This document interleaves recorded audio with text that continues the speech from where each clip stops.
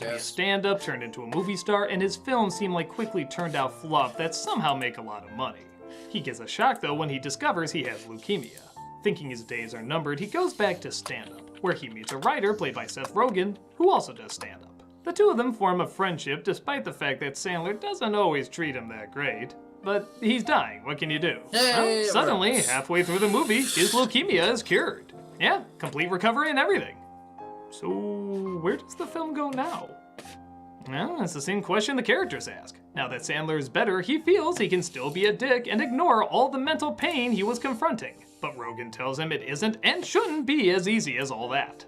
The two go back and forth between respecting each other and hating each other, ultimately resulting in an ending that honestly doesn't resolve that much. If anything, it indicates that much of these actions will be repeated in the future and the changes made, if any, are very minimal.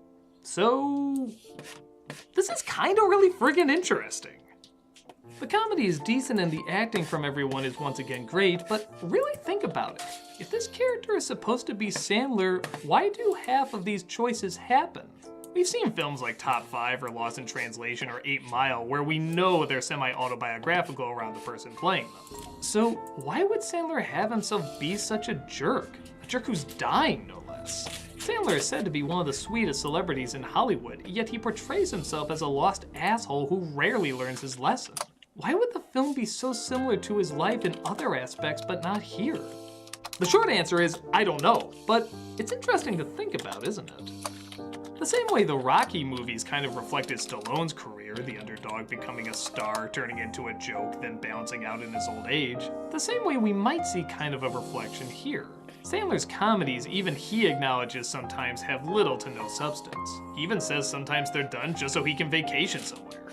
Yet he still makes them that way while also trying more experimental roles. Could it be this is how he sees himself? As somebody who is successful in some ways but lost in others? Is it an exaggeration of what he thinks he could become, has been, or currently is? Maybe it's a cautionary tale for not just others, but himself as well. Like